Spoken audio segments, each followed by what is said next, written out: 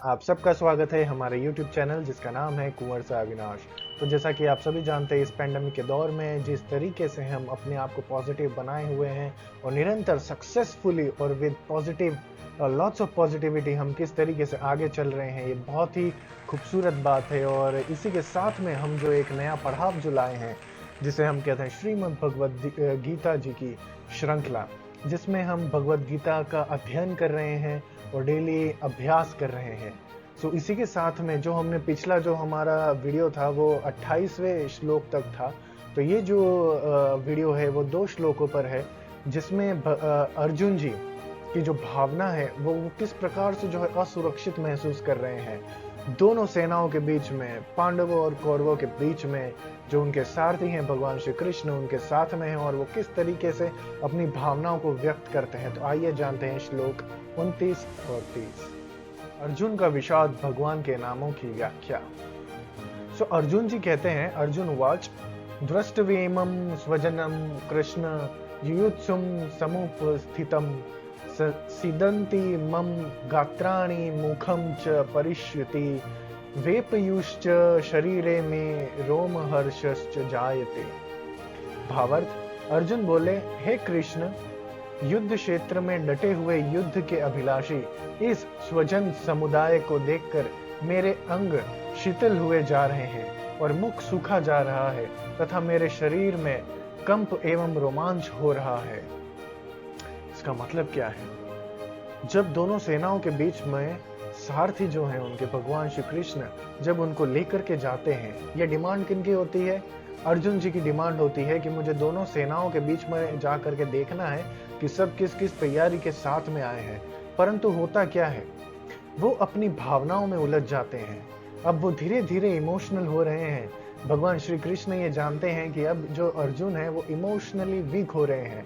जैसे कि हमने हमारे जीवन में भी देखा है, कई बार ऐसा होता है, कठिन परिस्थितियां आ जाती हैं कि जब हम टूटने लगते हैं। ये टूटने का वही पड़ाव है कि हमारे दिमाग में क्या क्या थॉट्स आते हैं, हम किस तरीके से जो है ज़्यादा इमोशनली अनस्टेबल हो जाते हैं और हमारा लक्ष्य की तरफ फोकस नहीं रहता है।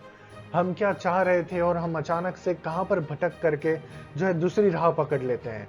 तो उसी के साथ में ये जो 29वां और जो 30वां और जो आगे आने वाले जितने श्लोक हैं वो सारे इमोशनल इंस्टेबिलिटी को दर्शाते हैं। सो आइए जानते हैं नेक्स्ट श्लोक। गांडीवम संसते हस्तात्वकवचैव परिदह्यते न च शक्नोम्य वस्थातुम भ्रमतीव च मे मनः।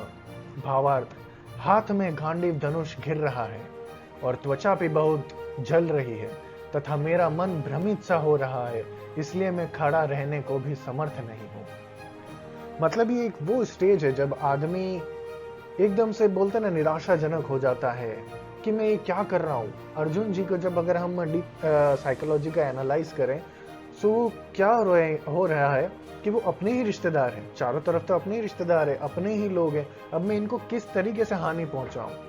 भले इन्होंने जो भी किया, मैं उसको एक माफी का जो पहला चरण होता है वो उनके दिल में आ रहा है कि मैं क्यों ना सबको माफ कर दूं, क्यों ना मैं हर चीज को जो है खत्म कर दूं और चला जाऊं इस युद्ध भूमि से हार मान करके। तो इसी पर जो है भगवान श्री कृष्ण उनको समझाते हैं, उन्हें वापस जो है बलपूर्वक खड़ा करते हैं। वो हम आगे के श्लोकों में जानेंगे। सो भावार्थ क्या है इस चीज का कि परिस्थितियां जीवन में आती रहेंगी और जाती रहेंगी और निरंतर एक कांस्टेंट वेव के साथ में इन्फिनिटी लूप में आती रहेंगी, परंतु हमें खुद को स्टेबल रखना है। स्टेबल कैसे रखना है? ध्यान करना है, मेडिटेशन करना है, योग करना है।